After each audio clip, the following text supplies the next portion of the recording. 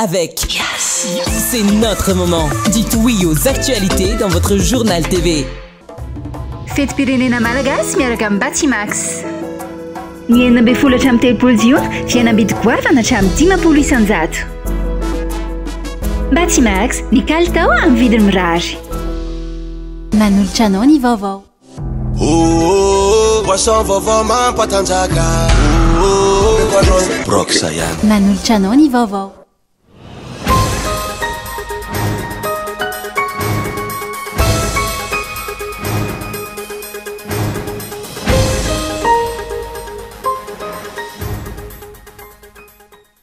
Mialohany akankolaka ny volam-bahoaka ny fanjakana mihitsy aloha no tokony ampitsahatra ireo karazana fandalipona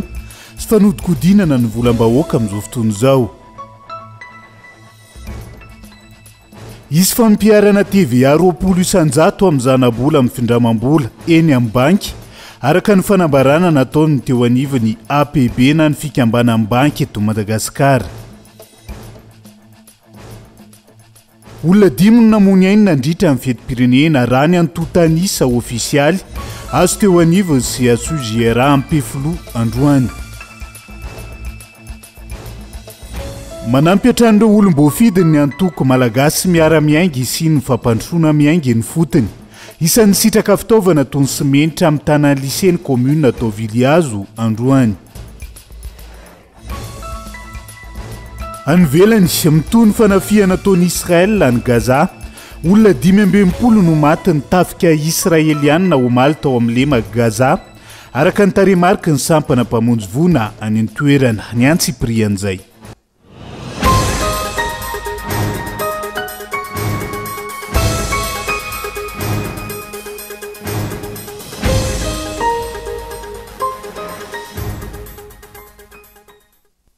Ngadondreny amin'ny valoralina fotoanan'ny fampalalam-ba avao eto amin'ny fitalavitra kolo fa tena ny araba to amin'ny kilasy tongovavy manasa anao ihany koa anaraka ny Antsiprian'izay tony mazatra matoa ndatsoratra avetrany nondeha no kafana ny fiarana mialohany akankolaka ny volam-bahoaka ny fanjakana mihitsy aloha no tokony ampitsahatra ireo karazana fandanipona sy fanodikodinana ny volam-bahoaka amin'izao fotoana izao tokony ametraka magarara ihany koa ny ampitondra kanazava amin'ny vahoaka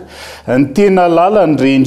vola alaina samy hafa reny matoa ndatsoratra. Araka ny lalàna mikasika ny teti-bola ho an'ny taona 2024 isy ny fampiarana ny hetra TVA amin'ny zanabola amin'ny findramam-bola amin'ny taha 20 isanjato. Fepetra manan-kery manomboka ny janoary 2024 fa miatra manomboka ny voalohan'ny volana jolay 2024 ka anan-kery amin'ireo findramam-bola nanomboka ny voalohan'ny volana janoary 2024. Io mifampitam-baovao navoaka ny fikambanan'ny banky eto Madagasikara. Mazava ho azy fa misy fiantraikany mivantana amin'ny mpandraharaha eto an-toerana izany ka hiaran'izany avokoa ireo rehetra mindram-bola amin'ny banky na olon-tsotra na orinasa na fikambanana. Ireo mpivarotra mpanao asa tanana sy ny sisa ohatra raha mikasa hanorina trano na hanitatra ny asa fiariny dia tsy maintsy andoha io vola io ary dia ho sahirana tanteraka eo anatrehan'izany. Ho sahirana ihany koa ny banky satria ho very ny mpanjifa. Nahoana no mandray fanapahan-kevitra tahaka izany ny mpitondra? Voalaza fa mila vola ahafahana manamboatra fotodrafitrasa toy ny lalana, tsena, hopitaly sy ny sisa. Misy mampiatra io fepetra io ireo firenena sasany aty Afrika saingy miavaka raha ny an'i Madagasikara manokana. Miavaka satria manana renan-kibony tany betsaka isika, volamena, vatosoa, safira, nikel sy ny maro hafa. Manana voly fanondrana ihany koa isika raha tsy ilaza afa-tsy ny lavanilina. Saingy indrisy mahanitra fa diranovana ny vahoaka ao aminy. Mihodina amin'ny lalakafa ny vola akoatra ireo lany amin'ny wairawaira sy ny rendrarendra samy hafa. Mahanitra ny malagasy kanefa ireo mpitondra sy ny namany mitombo andro manalina ny arena eo ampelantanany. Tsy maintsy ho fampiakarana io ve ny vahaolana hita ny mpitondra fanjakana ankehitriny? I Madagasikara izay miaina ao anaty fahantrana avokoa ny 20 isanjaton'ny mponina. Tsy ahivina hatrany fa efa maro ny fanapahan-kevitra noraisin'ny mpitondra ahafahana maka vola tahaka izao mitranga amin'ny banky izao. Ohatra amin'izany ny fakana hetra aotra faingitimy isanjato amin'ny fanakalozana ara-bola amin'ny alalan'ny finday izay notoeriny ireo mpisehatra amin'ny fikirikirana vola amin'ny finday eto Madagasikara. Nisorona tamin'ireo commune ihany koa ny fakana sy ny fitakiana hetra trano sy hetra tany ary raisy ny sampandraharaha momba ny hetra izay ampiakatra ny vola any amin'ny trésor. Izany hoe ataon'ny mpitondra izay fomba rehetra ahafana maka ny vola eny ampelantanan'ny mponina tsy ankanavaka mialohany akankolaka ny volam-bahoaka nefa ny fanjakana mihitsy aloha no tokony ampitsahatra ireo karazana fandanidany-ponina sy fanodikodinana ny volam-bahoaka tokony ametraka ny mangarahara ihany koa ny mpitondra ka hanazavany vahoaka ny tena lalan'ireo vola alaina ireo tena ho any amin'ny fotodrafitrasa ilainy vahoaka tokoa ve sa avily amina zavatra hafa indray arak'izay efa natsidika tao anatin'ny matoan-datsoratra izay izy fampiarana TVA 20% amin'izanabola amin'ny findramam-bola eny amin'ny banky araka ny fampafantarana nataony teo anivony APB na ny fikambana amin'ny banky eto Madagasikara miatra manomboka ny voalohany volana Jolay ny fepetraka hiaran'io TVA 20% io avokoa ireo rehetra nindram-bola nanomboka ny voalohany volana Janoary ny taona 2022 ny antsiprian'izay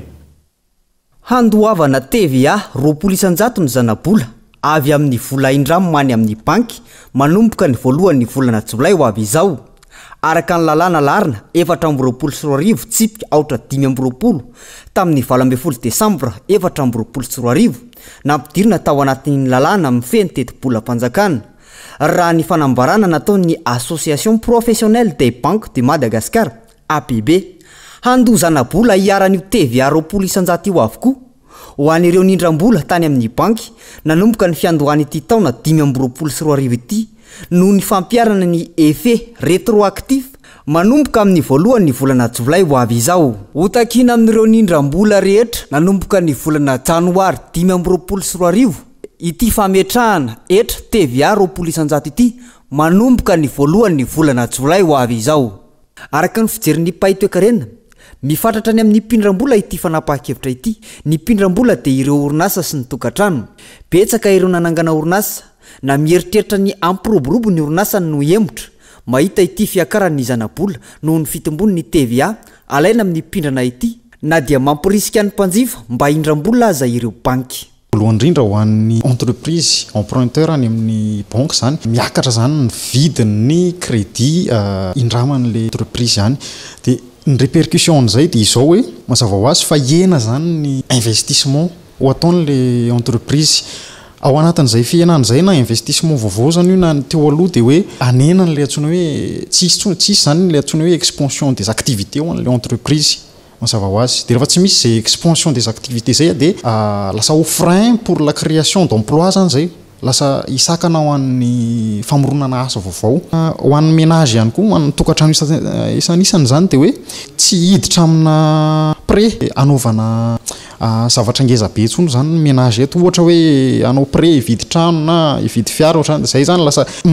zay le hoe impact sur la demande de consommation amin'izay zany le any amin'le consommation lasa sakafo isan'andro zany zany vola ho an'ny olona sy miaina amin'ny ofatrano lasa tsy miditra amina zavatra ngeza be tsony ménage mizaka ny vokadratsiny ny lalandririnina manao fandaniana tsy misy fantsiana ataon'ny solombavambaoka sahady ny toe-karena malagasy hoy ny mpanao politika izao ny vokany rehefa solombavambaoka manara-drenindranony fitondrana ny mamenony anteny miram-pirenena ny teti-bola-panjakana izay aindehibe ny firenena mihitsy nolaniny izy ireo tsy misy fiheverina izay mahasoan'ny vahoaka nambarany avy ao anivony ny vovonana antso fa tokony efa hitan'ny solombavambaoka tao anaty lalàna amin'ny feny teti-bola makasika ny fanapahan-kevitra io dia nahitsiny saingy lantsina sy pantsiana la izy dia mizaka ny vokany sisa no azo atao tsy vitan'ny zareo akory zany nanamarika hoe misy an'io io tao anatin'ny teti-bola 420 tsy hitany akory zany hoe misy zavatra tsy mety sy mifanaraka amin'ny rafitra ekonomika ankehitriny zay rafitra ekonomika efa maharisarisa mbola sakanana amin'ny hetra avo dia avo any dia tena za tena mametsiny mihitsy ny solombavambahoaka maro anisa zay tena sady tsy miaino ny fahorim-bahoaka tsy mahita ny fahorim-bahoaka ary tsy milaza ny fahorim-bahoaka fa mionkonina fotsiny ao anatin'io alapa-panjakana io rehefa hifidy solombavambahoaka tsika daoka hifidy solombavambahoaka tsy jamba tsy marenina ary tsy mona zao moa zany dia sady jamba izy menakafo tsy mahita an'le fiakarana mona tsy sisy miteny hoe inona tokony inona zavatra misy marina ary tsisy maheno hoe fitaraim-bahoaka raha mitaraina ianao enony fotsiny falazainy fa ny discipline de parti dia ao ambadiko ny filoham-pirenena ndikan'izany tsy miraharaha vahoaka izy zareo ny banky dia tahaka ny orinasa rehetra mitady tombony amin'ny maha-banky commercial azy rehefa akarany fanjakana ny etra alaina amin'ny findramam-bola ankoatra ny zana-bola voalaza alain'ny banky dia tsy ny banky no andoha io fa ailony makany amin'ny pindrana ny fandoavana izany ka ny mpanjifa ny tratra farany pitarabato vilambava ny mpitondra raha mampirisika ny olona morona azy kanefa ny politika hitondrana ny firenena mampiletika ny tontolony fandraharana. Ako ny fankalazana ny fetim-pirenena vetivety olona misa 5 no namony aindy nandritra ny fetim-pirenena raha ny antotanisa ofisialy azo teo anivony CHUGRA Ampefiloha Androany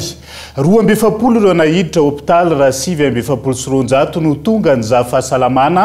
avy amin'ny fampozinana ara-tsakafo sy fisotroana toka be loatra no saika antony fidirana hôpitaly raha ny fanazavana santatra ny aina no mitatitra ny antsiprian'izay.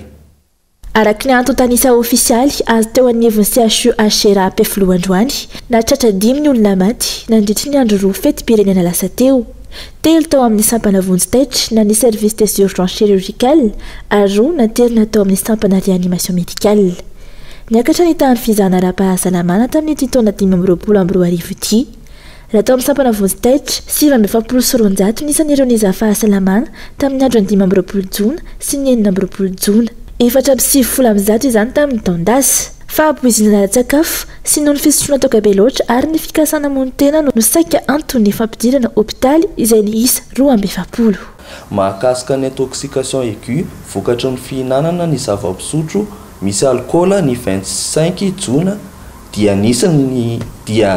roa lehilahy voan'izany ary tsy nisy ny vehivavy. Ny 26 jona kosa dia ray lehilahy ray vehivavy ary ray zazakely no tratra. Mahakasika ny tentative de suicide ny 25 jona dia ray lehilahy no nanao izany ary tsy nisy ny vehivavy. Ny 26 jona kosa dia tsy nisy io tranga io. Mahakasika ny maladie diarrhéique sy ny intoxication alimentaire tamin'ny 25 jona dia nisy tranga iray. Tamin'ny 26 jona dia nisy vehivavy iray no tratra ny intoxication alimentaire. Raha ny fanazavana ankoatr'ireo fanampoizinana maro ihany koa ny olona tonga teny amin'ny hôpitaly noho ny loza teny amin'ny fiarahamonina, lozam-pifamoivoizana, loza tao an-trano ary loza teo am-piasana. Vaovao mifandraika amin'ny fitakiana ireo nosy malagasy aty amin'ny ranomasimbe indianina asehoany mangarara amin'ny fitakiana ny nosy malagasy ho fantatry ny vahoaka fa aza misy afempenina ho ny fanehoan-kevitra ny mpampianatra pikaroka nanaovana fanadiadiana androany manoloana ny fanatanterahana ndinika faharoa eo amin'ny komity iraisan'ny Frantsa sy Madagasikara any Paris amin'ny 17 ny volana jona ho avy izao raha tsy misy ny fiovana amin'ny fiarovana ny fiandriana amin'ny pirenena malagasy amin'ny famerenan'ireo nosy ireo ny vokatra andrasan'ny vahoaka malagasy ao anatin'izay rina fitiavana. Tsy misy mangarahara fa mijalona ho tsiambaratelon'ny fanjakana treto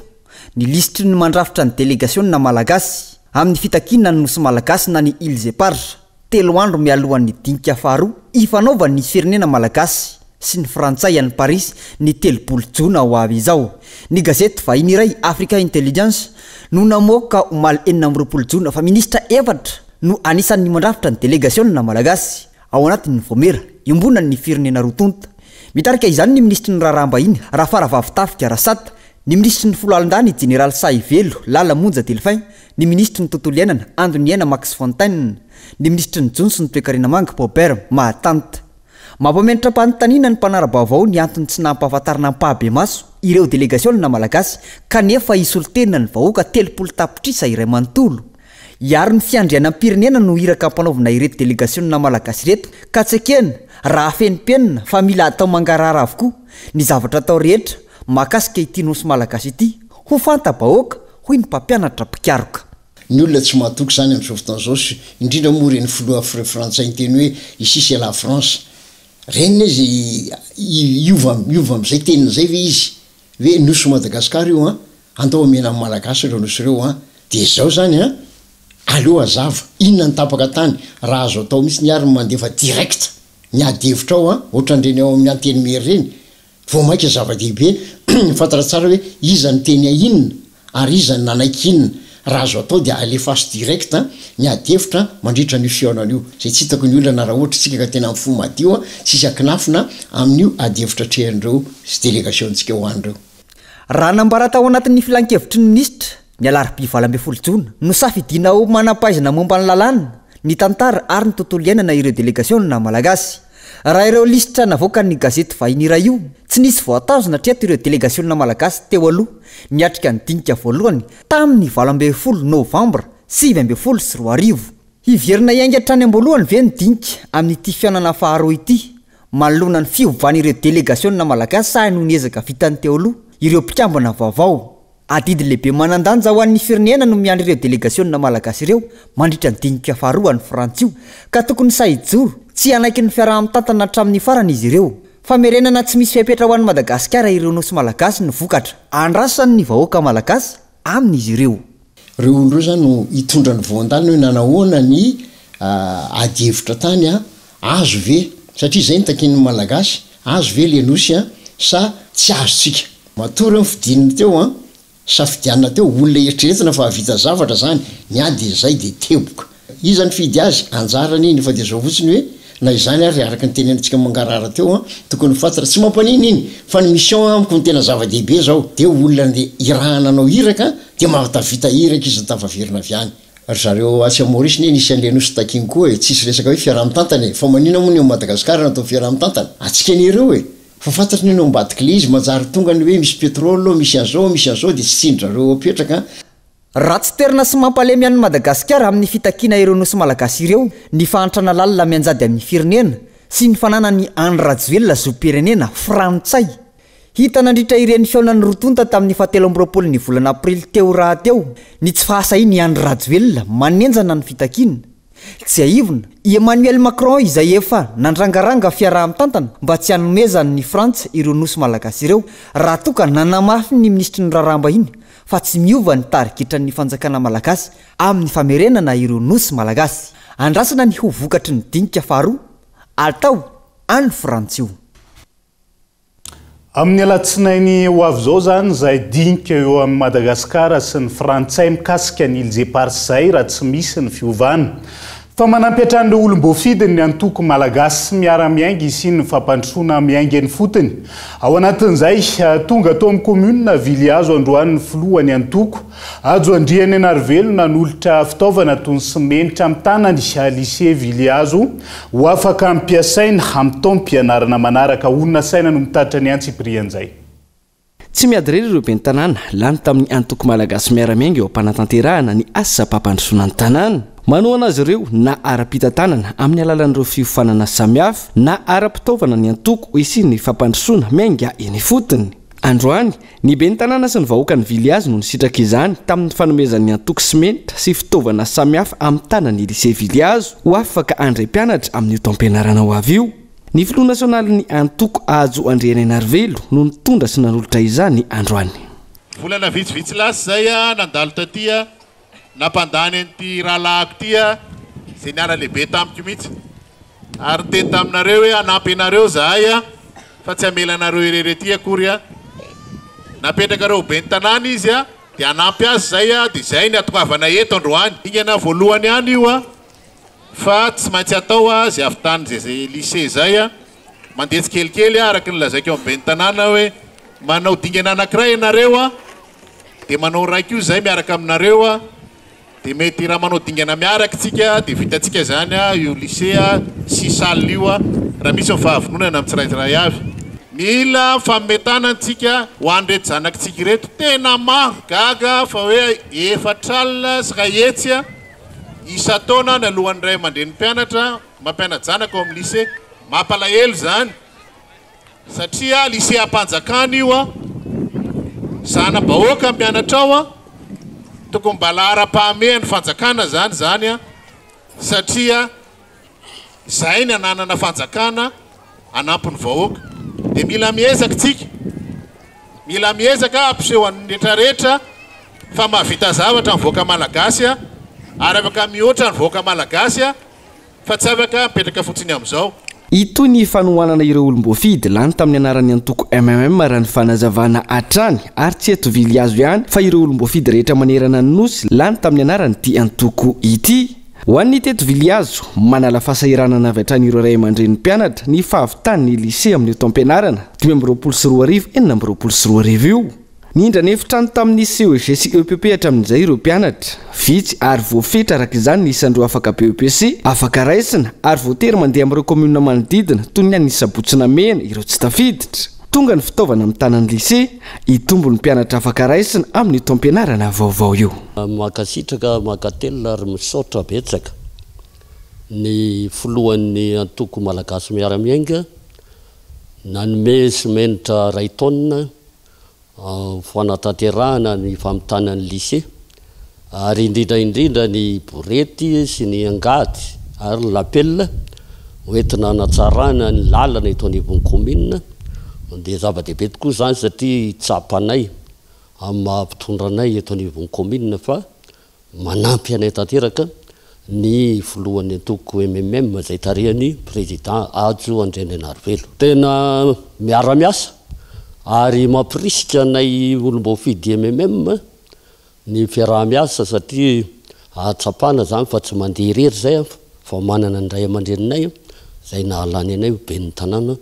teto anivon'ny commune Village mametraka olo aram-pamena ny sehatra ny fampianarana sy ny fanabeazana ny antoko malagasy miaramiainga ka tsy miandry ny afa-tsy anao sy tsy mahavita fa no avin'ny zandry-zanaka no jerena misy ihany koa ny fiahiana ireo ray aman-dreny izay ny fambolena sy ny fiompiana ny fotom-pivelomany eto amin'ny commune Village ka nanolotra fitaovana hikojana ny lalana ny antoko MMM anamora ny famoaham-bokatra mitondra ihany koa zay broety sy lapel ho an'ny gamera kojakojana ny lalana satria mampalahelo dia mesimba le lalana tsisy mikojakoja eto Madagasikara ihany misy an'izany hoe lalana natao adiny 3 dia lasa natao adiny 10 ka mandrositsika sa mihemitra amin'izany misy milaza matsy hoe mandrositsika satria raha lalana natao adiny 3 dia natao adiny 10 somary manahirana ihany zany ao anatin'izay tamberina ndraikitry ny antoko malagasy miaramiainga amin'ny vahoaka izay miroso amin'ny fanatanterahana ny didipotra fahobe toy ny fanao nisan-taona ny antoko ka isananatanterahana izany teto amin'ny commune Village tanjona ny anampy ny mpiarabelona indrindra manoloana izao fahasahiranana mianjady amin'ny isan-tokantrano izao efa sarotra zao ny fiain'ny vidim-piainana dia izay natonga anay miandro ny paobe ny dokotera Lebra Pétole dia valolona ny antony nanaovanay an'izany dia mba mahafaka fahasahiranana dia mahafaka ny zavatra rehetra zay atao mba mahavita zay atao zay tokony hanaovana azy any amin'ny dokotera dia makasitraka ny ben'ny tanàna sy ny malagasy miaramiainga fa raha tsisy an'io fahobe io dia mety sahirana ihany ny olona ankoatra izay no tanterahana androany ihany koa ny lalao famarana teo amin'ny taranjabolina kitra amboarany fahaleovan'ny tena no karakarain'ny commune tanjona ny hita izana ireo tanora ao anatin'ny fanatanjahantena hoy ny ben'ny tanàna ny antoko malagasy miaramiainga izay anoy sy anamafy ireo asa sosialy efa fanao tao anatin'izay taona maro izay amin'ireo commune maro manerana ny nosy hoy ny tompona andraikitra izay koa no antsika miseny vetivety ao anaty dokafohy mbola maro mifanadihadiana sy vaovao misongadina mbola hoentina aminao rehefa avy eo santionan'izay ny resaka fampozina na ara-tsakafo any Antsirabe izay isa mitarika resabe ihany koa ny antoerina amin'izao fotoan'izao aza misaraka aminay ary ao anatin'ny tapany faharoa ny fampalalam-bavao no anarahantsika ny antsiprian'izay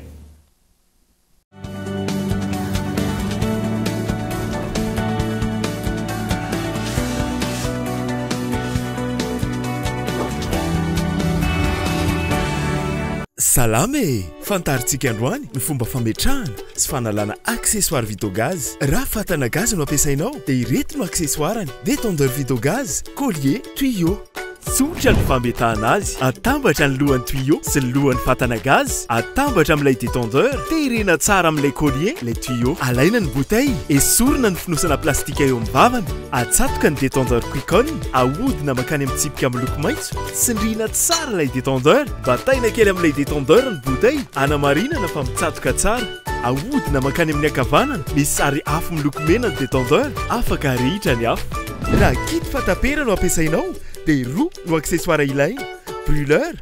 fatapera ho an'ny bouteille 4 kg sy 9 kg. Ho fampatsiahivana, atsatoka amin'ny bouteille ny brûleur ary ny fatapera dia zahy. Raha nala ilay accessoire indray dia tsotra fotsiny. Ahodina makany amin'ny maitso ny détendeur, tsindriana ny réglé, esorina miaraka amin'izay ny brûleur na ny détendeur dia vita. Tandrovo ny fahasalamanao, amoray ny fiainanao. Ndao ampiasa gaz. ndao asandratsika avy ny saramanitra miaraka mizara kado araroto ny fianambidy amin'ny ZTE à 35 corps izay 99 000 ariary monja izy amin'izao sady feno kado 2 giga isam-bolana isorofena amin'ny fotoana rehetra ary izaranao hafaliana amin'ireo akaiky anao ampisy ambiance amin'ilay ao tsara azatara hatramin'ny 1 jolay ihany tonga vahaingana eny amin'ny Astor isika gasy isika yasy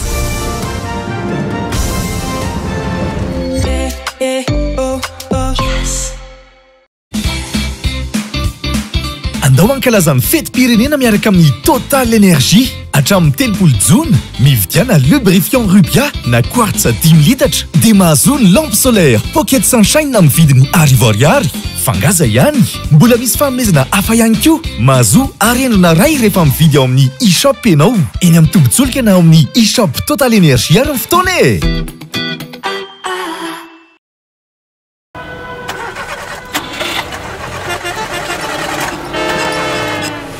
Morani koa mba sofio lesy fa inona tiany olana aiza lahateo tsy velona lesy le fiara taraiky indray le batterie raha nefa teneniko foana hoe batterie Bionix ampiasaina e tsara kalitao tapitra hatreo mpany Bionix ilay batterie maharitra tsy misy fetra olana nga tsy mahazaka indray le batterie nefa mivadika ho teraka mila makany amin'ny hôpitaly aingana izay ndao ny fiarako aloha ampiasaina ary e batterie Bionix ampiasaina tsy manary anao mitoto tsara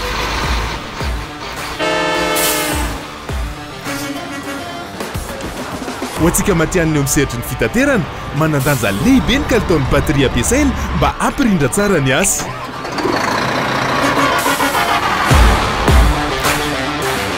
Bionix batterie misy karazany ho an'ny fiara rehetra Bionix matanjaka sy maharitra ankafizo hatrany ny vokatra Star e jifao amin'ny vidiny tena mirary ny Caprice sy ny Woko 200 ariary monja ny tavoahangy vera kely 300 ariary kosa ny lehibe dia nizao takio amin'ny vidiny tena izy eny amin'ny mpivarotra rehetra mahazatra anao ino malesy an-tagnany lahy ty brox lesy ino brox lesy ino koa malesy izany boisson vaovao mampatanjaka misy energy drink de misy cola mety amindry sady mety amilay ino agnarany brox mahazonga mahazonga zay mila boisson mahazonga mahazonga zay mila boisson mahazonga mahazonga zay mila boisson mahazonga mahazonga amepanol brox ihany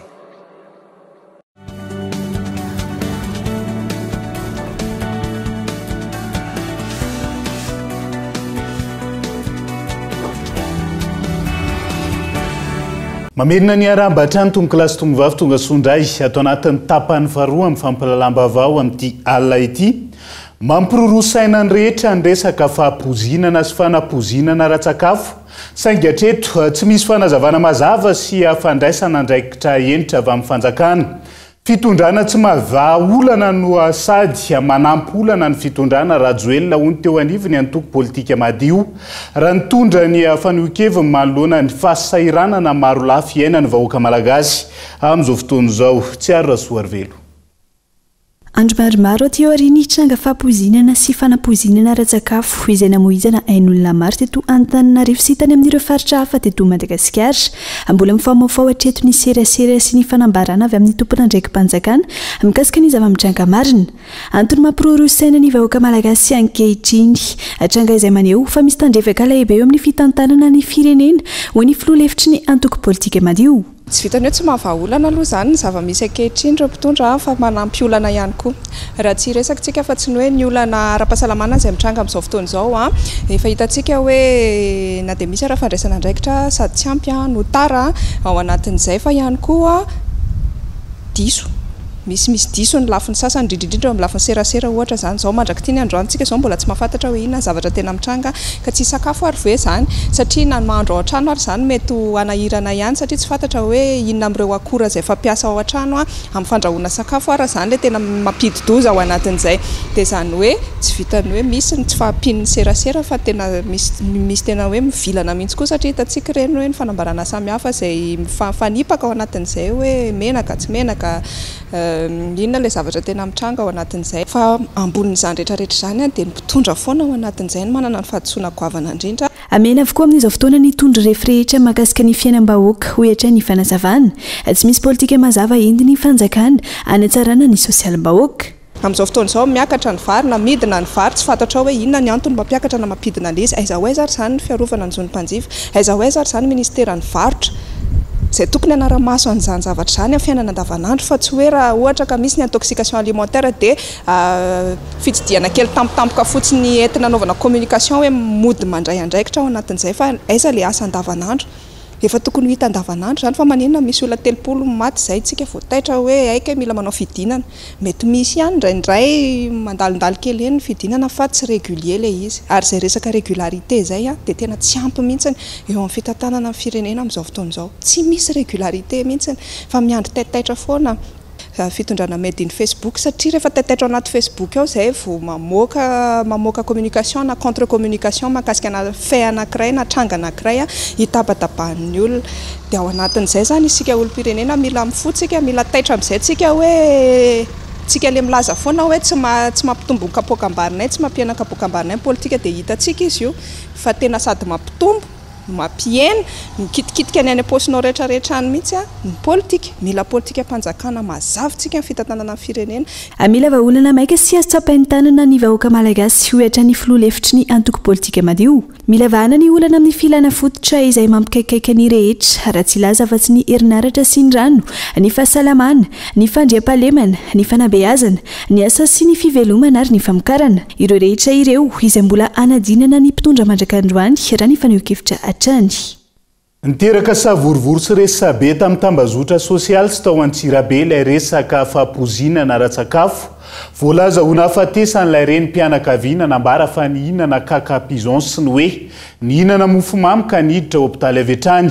fahapozinana ara-tsakafo no nahazo ny ava-maty ny fianakaviana raha nilaza ny tsy misy an'izay ny taleparitra ny fahasalamam-bahoaka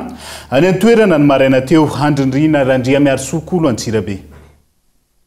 anisan'ireo vaovao miteraka resabe teny anivony tambajotra serasera Facebook indrindra fa teto amin'ireny vohitry ny fatrivakina karatra mahakasika ny resaka fahapozinana ara-tsakafo izay nampisavorivoriny sain'ireo mpanara-baovao indrindra fa ireo mponina teto Antsirabe reny vohitra raha ny fanadadiana nataonay mpanao gazety taty an-toerana mahakasika ny nahafatesan'ilay ray mpianakaviana iray izay manodidina ny 20 taona dia fantatra fa mpivarotra poketra ao an-tsena sabotsy izy io ary nividy kakapigeon teo amina mpivarotra iray teo amin'ny tsena vao lalana miazo ny fokotany Amboronomby ny ariva ny atalata fa 4 ny volana Jona 5 lasa teo hoy ireo fianakaviany no nitongany tamin'ny 3 maraina dia nanomboka nandotsy ny janona ilay ray mpianakaviana ary nanjavona ny masony avy eo ka noentina ny azo tompo-pahasalamana avy hatrany raha ny fanazavana nomboka amin'ny 3 maraina amin'izay dia nanomboka nandoa amin'izay izy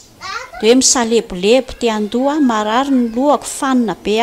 dia nandoa tsy nijanona zany izy io dia fa tamin'ny enina latsaka dia natato amiko le tato aminay tato ambany ny vadiny marary be ny ivo tonga dia taitra be mandoa be izy ozy izy dia fanina be fa ninana kakapizon zay izy ozy maly ariva ny tao tsena vao tao dia anay ozy tsy analala fa verinay hoe marary vavona ina fa dia izy zany ny teny hoe sao dia le kakapizon hoaniko raha ny tsy zakako dia izy efa tena malehibe izy dia nandoa hatrany ambony teo amin'ny lavarangana mety hoe efa tsy zaka antsony angamba le izy dia nalohany dia teto alohan'ny tranonay teto mihitsy le lohany izy manana kobeta be le vadiny tafiditra tany an-trano ozy le akony voaka vao maraina be nihinana an'le lohany teo zany rehefa nihinana ny lohany dia tonga dia nitsipaka zany le akoho dia maty nisy vavolombelona ry ankizy mpitaizana iry tena nahita an'izay mihitsy aloha dia tonga dia lasa le zanany lahy ndana makaposiny ana dia nomakomanana ny ana hoentina tany amin'ny hôpitaly atsimo tonga tany dia tonga dia niditra urgence natao ny fitsaboana dia rehefa atoandro zany izy dia fa maty io izy zany ny tena ninana betabe fa le zanany lahy io ninana fa kely dia le vadiny kio zany naka dia hoe mafy be le izy dia ohatrany hoe naveriny tao anatin'le sase indray ve sa nohaniny tsy fatako nanambarany mpitsabo izay nandray azy ireo teto amin'ny hôpitaly lehibe CHRR eto Vakina Karatra hoy ireo fianakaviany manamanjo fa fahapozinana ara-tsakafo no nahazo ny havan'izy ireo ary rehefa tonga kosa ireo manam-pahefana izay nanao ny fanadihadiana rehetra dia nilaza fa mety ho izay indray ny zavanyseho. Tena zay ny tenen'ny dokotera satria le kananjo azy dia nandoa tsy nijanona dia tonga dia fanina dia nanjavona amin'ny maso. Eny e, nanao analizy koa izy dia rehefa nandeha tsy haiko rehefa hoe mivaly ve le analizy dia hitandrzareo tany. Dia le dokotera ny teny hoe ohatran'izao daholo izy reo ka ny ambositra reo. Mantsy an'le dokotera namany zao ozy izy intoxication alimentaire ozy izy. Tamin'izay nanotaniny le tao amin'ny manam-pahefana tao moa nanontandry zareo hoe mety tsy ho izany ozy izy. Ary nefa maninona ozy ny izy rehetra zany narary hatramin'izao dia nisy zobaviko izay koa mifanena tamiko tao. Mpiasany ao an-trano nihinana gâteau, ny latsinainy hariva ny azy indray gâteau dia ety amin'ny manodidina anay ety koa izao a nihinana gâteau tena migiara tamin'ny malika io dia ankizy kely anankiroa koa nihinana cacapigeon tena migiara koa dia maty. Fa le nihinana gâteau zany mba nalako voavonjy angambany dia mba tsy hoe fasitrana hono izy ihany efa salama. Dia le mpiasan'le zobaviko izay koa efa vao niantso anahy teo izy efa tsara izy ozy efa tsy naninona. Ankilana nazava ny taleparitra ny fahasalamam-bahoaka aty toerana fa tsy nisy maty mahakasika ny fahabozinana ara-tsakafo teto amin'ny faritra Vakinankaratra nandritra ny fankalazana ny fetim-pirenena raha ny fanazavana azo. Kasika n'ilay fihinanana cacapigeon rehefa nidina ifotony izahay ny jery nanadiady ny fianakavian'ny ramatoa iny izay ndosony fahafatesana moa zany izy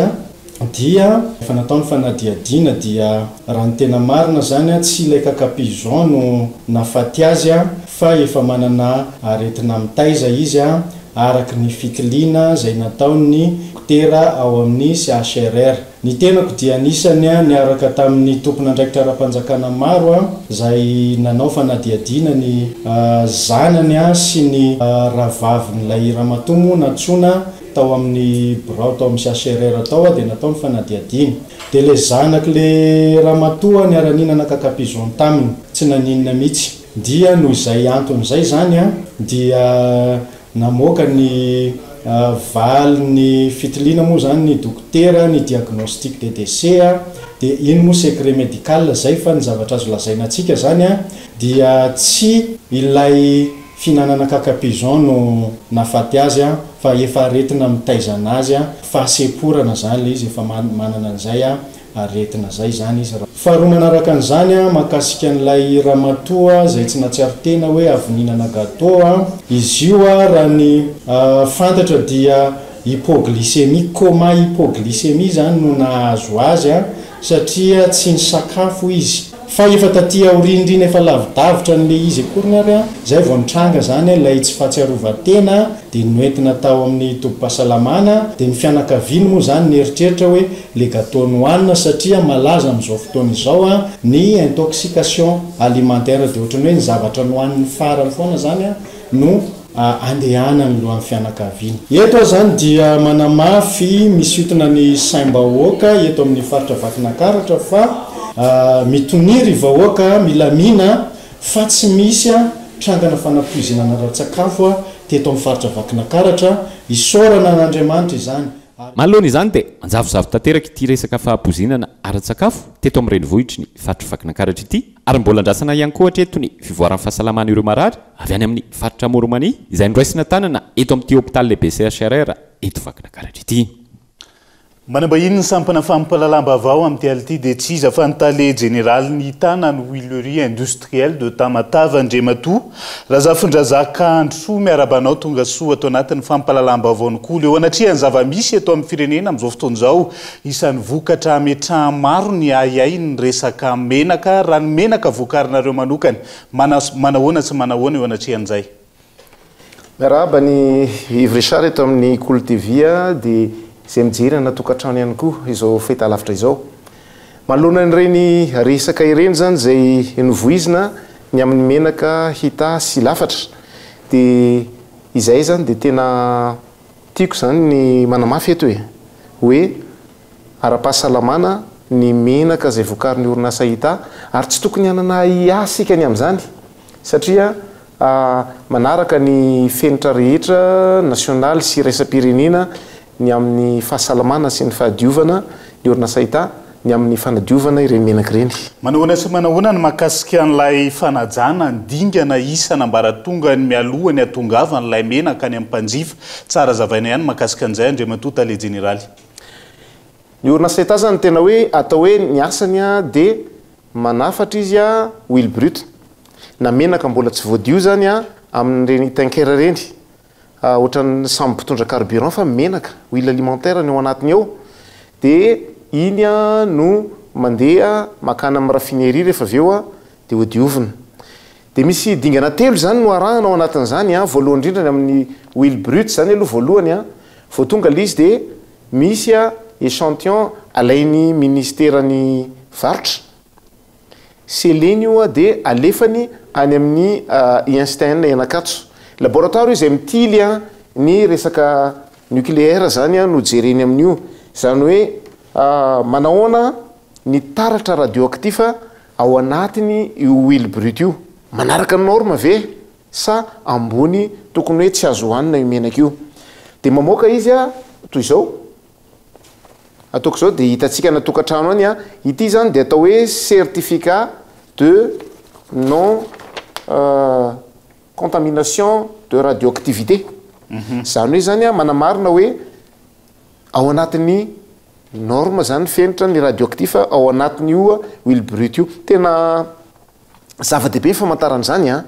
satria ny vokatra zany hoe raha ohatra hoe nitaratra radioactif ambony a dia izao moa miparitaka be ny resaka omamiadana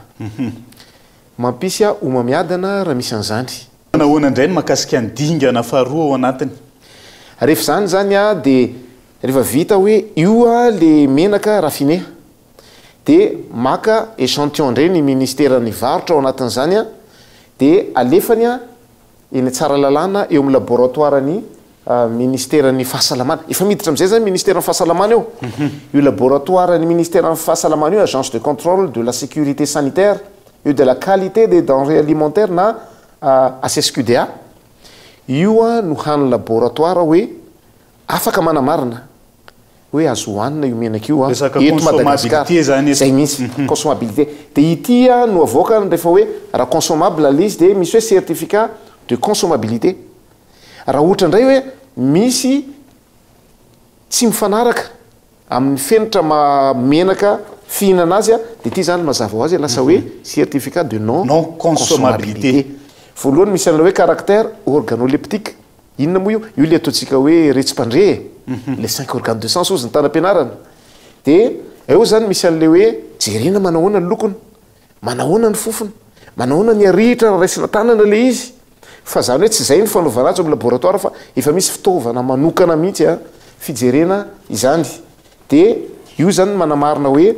ao a ny resaka hoe organoleptique zay vao miditra amin'ny physico-chimique io zany a tena miditra amin'ny antsipriany mihitsy mahakasika acidité satria misy asidra ny menaka hoe ao anatin'ny fenitra takina ve io acidité io misy rancidité misy hoe Claude Point amin'ny température manahoana rehetrarehetra teknika be io tsoroko le izy a mba azahoantsika ny zavatra tianambaro anatin'izany. Eo anatrihan'ilay resabe mandeha amin'izao fotoan'izao inona zany ny antoka omenareo mpanjifa fa azo hohanina tsara ny menaka vokariny hita manoloana nyrendretra reny a dia misy an'le lalana le tsy maintsy hoe diavin'ny menaka ao amin'ny orinasa ita mialony atongavany a any amin'ny varotra any anatin'ny vilanintsika tsirairay avy a any amin'ny restaurant satria rehefa vita amin'ny menaka ataontsika hoe mahazo certificat de consommabilité fa mbola tsy azo amidy io mbola misy échantillon raisindreo rehefa emballé le menaka hoe io amin'izay izy ho anatsena ity zany le dingana fahatelo io le dingana fahatelo dia rehefa vita indray ny analyse ataony a manome ny ministère ny varotra hoe autorisation de mise en commercialisation ity zany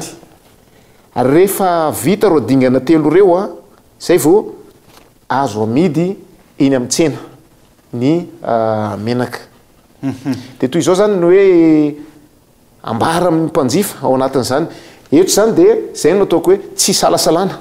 fara-pahasalamana ny menaka lafatra sy ny hina satria mandalo amin'ireo dingana telo reo rehefa tonga eo kosa dia anjaratsika any amin'ny mpivarotra rehefa mividy zany no somary misy ihany koa fitandremana tsy maintsy atao satria sakafo zany nyresantsika eto sakafo nyresaka inona ary zany nytorohevitra entina Andriamatoa Tale Général na izy zany ho an'ny mpivarotra ihany koa indrindra ny mpanjifa ny atokantrano manoloana ny zava-misy sy ny fomba mety hoe tokony atao rehefa hijery menaka ho ampiasainy ho an'ny mpivarotra aloha zany ny ao an'ita zany dia ny mpivarotra no mitondra ny vokatra zay vidiny eo amin'ny orinasa ita zany hoe zany ny transporteur dia efa ny mpivarotra dia eo indrindra no any andrina hoe tokony tena kajiana tsara zany amin'ny mahasakafo azy ny amin'ny ole transport io mandra-patongana amin'ny toerana hivarotana manaraka zany tena tonga dia mahitsy be amin'le hoe rehefa tonga eny amin'ny toerana hivarotana le izy mba jerena ihany koa ny toerana ametrahana azy misy ane hoe mba hisariana ny mason'ny mpividy dia avoaka ery ivelany ery le izy enatokotany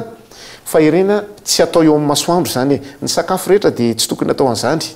fomba fitehirizana zay mihitsy apetraka amin'ny toerana zay mendrika azy manao anandray ara ho an'ny mpividy ho atsika mpanjifa mihitsy io voalohany indrindra dia zao hoe rehefa mividy menaka jereo fa ireto menaka reto misy daty azo ampiasana azy azo hihinanana azy ary ho an'ny orinasa hita manokana zany reto tavoangy reto mitovy daholo dia tsy mipetraka amin'ny etikety akory ny daty fa eto amin'ny valany eto mipetraka ny daty ary tonga dia grave miaraka amin'ny encre spécial io mipetraka eo amin'ny tavoangy io raha ny menaka manokana zany roa taona ny faretany azao antsika manjifa ara-pahasalamana amin'ny menaka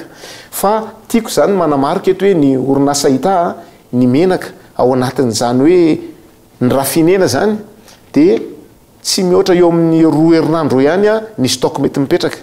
satria mandeha mivarotra daholo izy ary tsika industrie fa tsy hoe miandry menaka afarana indray dia vaovao hatrany zany ny menaka vokarana eo zany raha vao misy hoe lavitra be le izy na dia hoe tsy ampirotona azy ataontsika hoe eritona sy tapany ohatr'izany dia fa tsisy menaka ny hita maharitra ao anatin'izany akasitrahana ny Tale Général ny hita Andriamatoa Razafindrazaka Androsota ao anatin'izay fanampanjavaan'izay fa mialohany hidirantsika ao anatin'ny maresaka iraisam-pirenena maro ny vokatra ao amin'ny distrika Anarivomambo no miakatra sy mamatsy mimponina eto Antananarivo renivohitra ho fanatsarana sy fampiroboroboana ny famokarana ao an-toerana ny rosona ny tsenabe ny fivoarana andian'ny faharoa ao Arivomambo amin'izao fotoana izao fotoana nanomezana sehatra ireo mpamboly sy mpiompy natao ampivoarana ny tantsaha sy iraisana feo amin'ny tena fampandrosoana miainga amin'ny isa-tokantrano tsy tokony hajanona ho resaka amboly latabatra fotsiny ihany ny fampivoarana ny tantsaha ho ny solombavamboaka voafidy tao an-toerana fampanantenana arahana asa mivaingana no ilaina andao arahantsika amin'ny fanampanazavana Ny Madagascar dia pays à vocation agricole, 80% ny population malagasy dia saka menana amin'ny tontolo ambanivohitra daholo. Andika an'izay raha tena hiakatra haingana be ny économie ka hanao création d'emploi isika dia mazava ho azy fa miverina any amin'ny secteur primaire tsika. Raha miresaka secteur primaire tsika nefa dia le production na ilay famokarana mihitsy no resana. Ka raha tia hampiakatra ny économie io tsika tianareo hisehatra amin'ny fampiakarana économie ny olombelona rehetra ka tiana hivoatra ny olombelona hivoatra ny firenena dia kitio ary mampiasa vola ao anatin'io famokarana io fa aza avelanareo hijanona amin'io 5,6% io satria raha miteny foana tsika hoe atao vaindohatra rano fambolena sy ny fiompiana nefa ny vola tsy atotona makany dia iny foana ilay teneniko hoe resaka be ny ankoatran'izay. Izay ihany koa no entsika miampita ao anatin'ny maresaka iraisam-pirenena vetivety mitony fanafiana ataon'i Israel ao Gaza olona 520 no maty nitafika israeliana omaly tao amin'ny lema Gaza araka ny taremarika ny sampana mpamonjy-voana any an-toerana. Ny enina amin'ireo olona teo am-piandrasana fanampiana maha-olona talohan'izay nanafika ny tanàna Kafr Malika any amin'ny morontsiraka andrefa amin'ny Palestina ihany koa zareo Israeliana ka Palestiniana efatra ry maty ary maro ihany koa ireo naratra mafy vokatr'izay.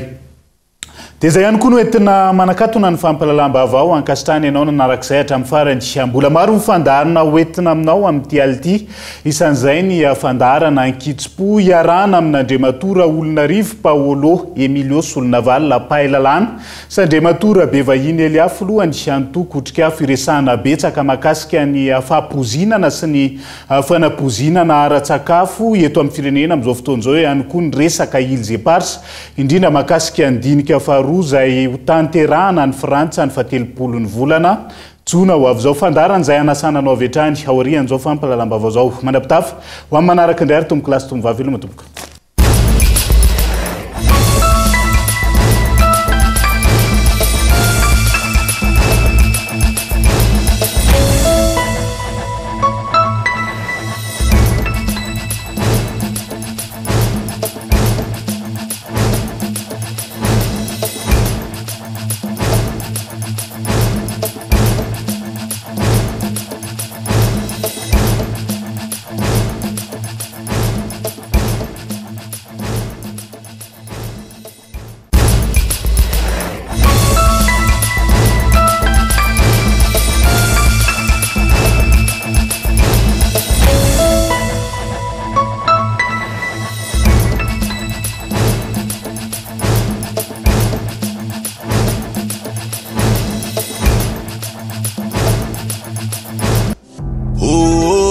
Poisson vovô mampatanjaka.